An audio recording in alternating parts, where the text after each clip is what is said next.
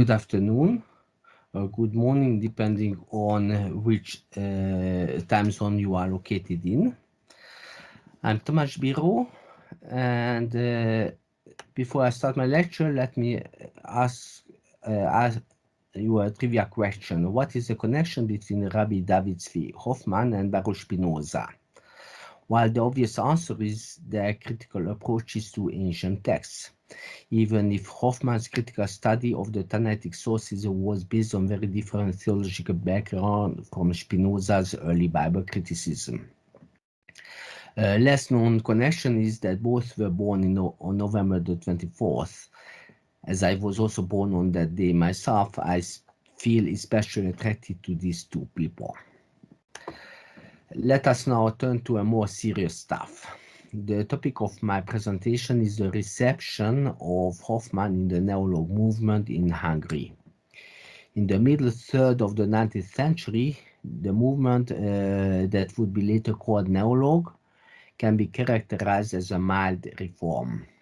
The modernizing communities introduced some changes, such as moving the bima to the front of the synagogue or introducing an organ, and other architectural innovations in the synagogue and in the synagogue service. Yet, after the 1868 Congress and the schism of Hungarian Jewry, neologue Judaism became a little bit more traditional. Let me explain that. Sociologically, obviously, there was a wide spectrum of gradually modernizing and acculturating or assimilating bourgeois Jewry. Halakhically speaking, notwithstanding the early mid-19th century reforms, the model became a type of traditional Ashkenazi Judaism.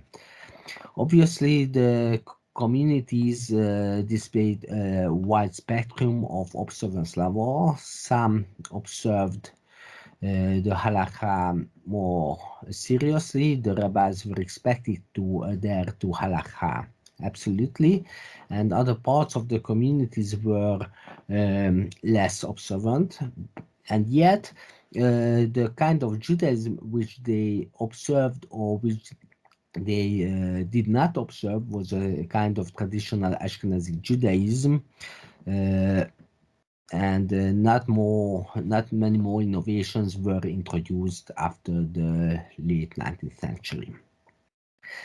Could we call this the Hungarian branch of positive historical Judaism? That's probably one of the answers that is given when you are asked to define neologue Judaism in Hungary. We could call it positive historical Judaism, but its ideology has been developed less carefully. That's the point where we can focus on the Landesrabbiner Schule, the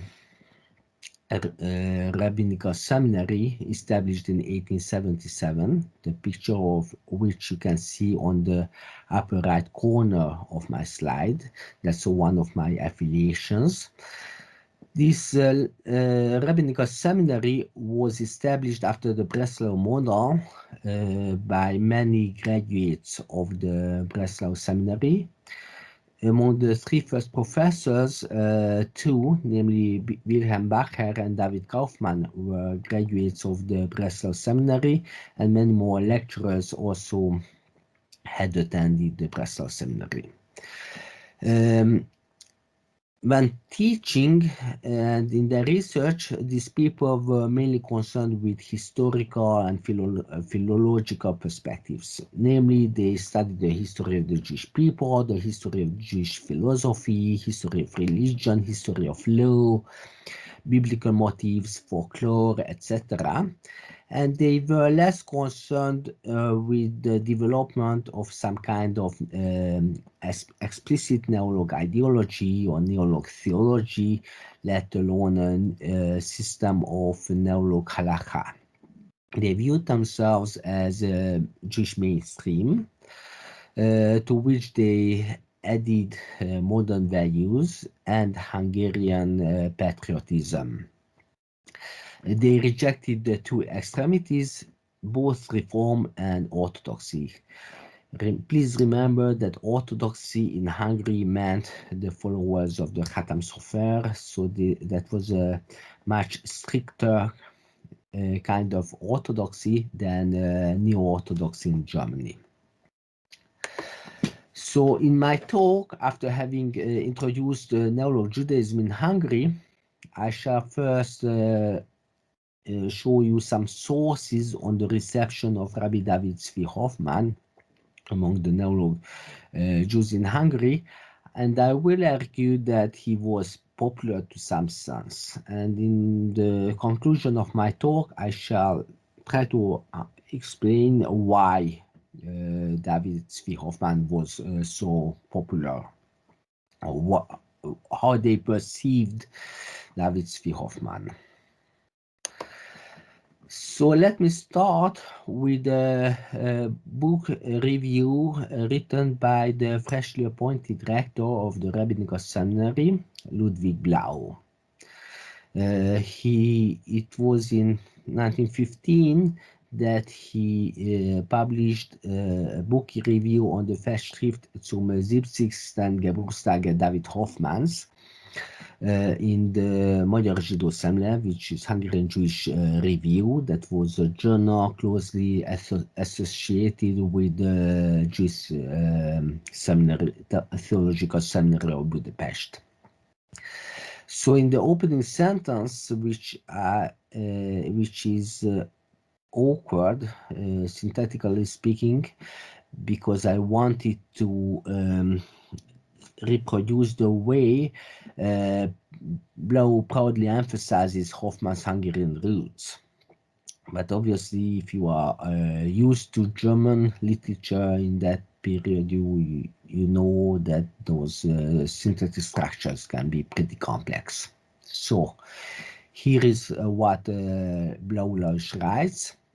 This present voluminous Festschrift, published in honor of the worthy, of the excellent both as a teacher and as a scholar, rector of Hungarian origin, of the Rabbinical Seminary in Berlin by his friends and students, contains 49 articles, 35 in German and 14 in Hebrew. At the end of this pretty long book review, in the last paragraphs, he summarizes the importance of Hofman and writes, his articles, those on the Tanaitic literature, on the Mishnah and the Midrash, are considered to be the most valuable. Because on these issues, Hofman worked with critical methods without damaging his own religious convictions.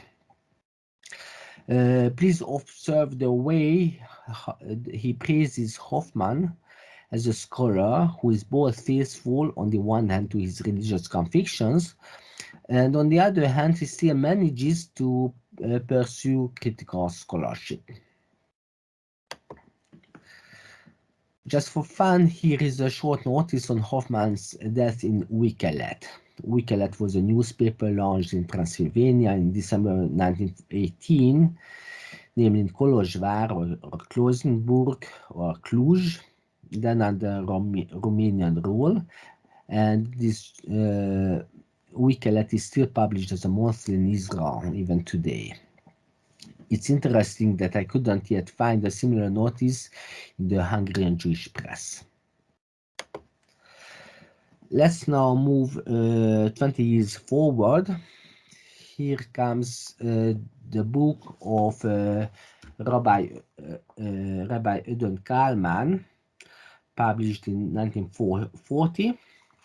The title of the book is The Book of the Rabbi, a Rabbi könyve, which is a manual for the pulpit rabbi, neolog rabbi working in Hungary on everything you need to know. So how to perform a pidyon haben and yibum, what are the state legislations pertaining to the work of a rabbi,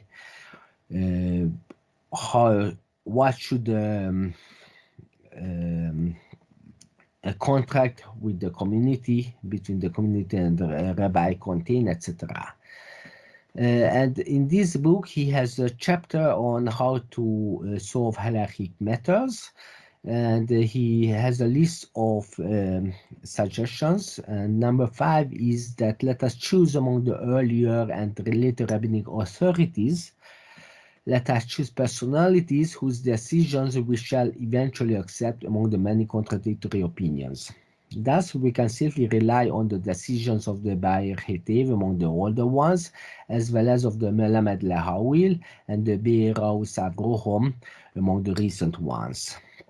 Note the Western Ashkenazic pronunciations, Melamed Lehawil and Beiraus and not Beirois Avrohom. Actually, this Abraham Klein, the author of Beirus Avrohom, was his own teacher. And please, beside that, notice how much he emphasizes David Hofmann as a reliable source. Did he himself follow his own advice? Here I have collected some of his short articles in Magyar Israel, which was a quarterly published by the National Association of Rabbis. That was a journal that dealt with issues pertaining to the work of the neolog rabbi. It included homiletics, state legislations on religious matters, but also discussions on the social economic status of the rabbi and issues such as rabbinic pension fund. So here comes a few issues, halakhic issues, which he was confronted and which he thought he would share his opinion with his colleagues. And as you would expect in his advice to his colleagues, he pretty regularly relied on the Melamed Lehawil. For instance, in the first, the issue came up about using electricity on Shabbat, and observe that he mentions David Zvi Hofmann as one who discussed the issue in details with the engineers of AEG in Berlin. So David Zvi Hofmann, being an Orthodox rabbi, who deals with contemporary issues and goes out to the field and really tries to understand our modern world, unlike older authorities or authorities living in small villages or small towns where probably they wouldn't have the occasion to discuss these matters with engineers or other people who would be knowledgeable about this issue. Then comes another issue about the Kohanim, whether they can function as Kohanim if they are physicians or if they killed people in the war, etc. And again, Melamed Lehawil is referred to. And finally, an issue on Pidyon Haben. The problem being that the value of the coins change, and the silver, the fineness of the coins constantly change. And so David Zvi Hofmann bases himself on the Khatam Sofer. So you have this double connection to Hungarian or Hungarian-born or authorities. And so David Zvi Hofmann is again presented as a person who understands the contemporary issues, who proposes a solution to contemporary halakhic issues. Finally, let me turn to an interview which I conducted with the late Professor Schweitzer in 2012. He had been the director of the Rabbinical Seminary in the late 80s after the death of Alexander Scheiber, and also in the 90s. And during this interview, I wanted him to develop his ideas about what it means exactly to be a neolog rabbi. Usually you expect a neolog rabbi to be more lenient than an Orthodox rabbi. And yet, I had earlier experienced some surprising practices. For instance, Rabbi Schweitzer and his colleagues are very makpid on marrying a man only if he is circumcised. This practice probably originated as a way to enforce the maintenance of the Brit Milah within the modernizing and assimilating community. I first asked him about the funeral of an uncircumcised person, to which he answered, yes, this uncircumcised person is interred if he wishes to be buried in a Jewish cemetery. But we do not marry uncircumcised people. If I am suspicious about the Milah, I require a congregational birth certificate.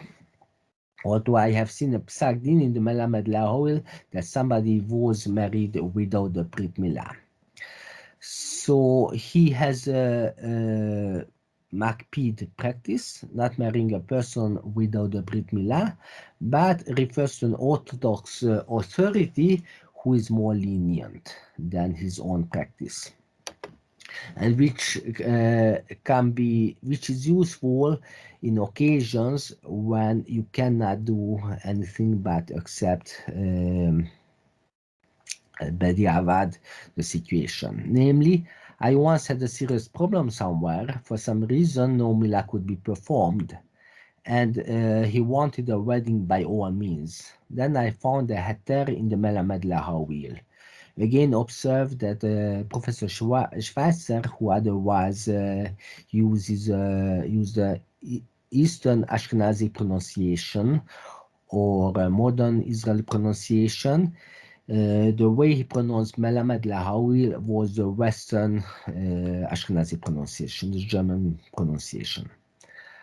Otherwise, I went my own way, because the poskim took many things into consideration, but they would not know that there will be a dictatorship with the political police, and this is where halakha must be applied. So one went his own way, lefit tzorech hasho'o. Okay, so Melamed Lahavil as a kosher, reliable authority, Orthodox authority, who is nevertheless lenient and can be relied on when you have to find a heter for some reason. A similar example comes from this short article written by Imre Hermann Schmelzer, who passed away a year ago, about the cremation. There was a discussion 25 years ago in the newspaper of the neurological community Uyelet on cremation, and here Hermann Schmelzer refers to David Hofmann again, emphasizing his Hungarian origin, but also emphasizing his being director of an Orthodox rabbinical seminary in Berlin, a significant halachic author, who discusses the cremation in his responsa collection Melamed Lahoil. Here, Rabbi Schmelzer employs the modern Israeli pronunciation in transcribing the type of the responsa collection. Namely, if the family of the deceased insists on burying the urn in a Jewish cemetery, then it is allowed in a separate plot for urns.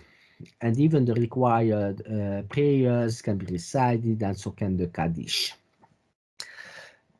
Okay, that was a dissenting opinion opposing the standard neurolog practice, who rejected or refused burying an urn after cremation. To sum up, why was Rabbi David Tzvi Hofman so popular among neolog rabbis? Neolog Judaism could be characterized as being a patriotic movement with Wissenschaft understood or practiced in a moderate way, so criticism with religious faith. an openness to modernity and with communities that are gradually becoming less and less observant. And yet, this movement is seeking an orthodox hechsher because they are having constant conflicts with the Khatam Sofarian orthodoxy. They reject this orthodoxy, and yet they want it to be considered kosher, even according to orthodox norms. And then Rabbi David Zvi Hofman provides exactly what they need, because he was born in Hungary. His Wissenschaft is also a moderate criticism combined with religious faith. Rabbi Zvi Hofman is concerned with contemporary issues. He has a tendency towards leniency. He's an Orthodox halachic authority who can provide the Orthodox hechsher, and yet he's not Hatam Sofarian, but he belongs to he's a Neo-Orthodox leader. So I conclude that David Zvi Hofman was considered by Neolog Judaism as a homemade, namely Hungarian, and yet undeniably kosher antipode to the strict Khatam Sofarian Talmudic scholarship, which rejected the Wissenschaft. Thank you for your attention.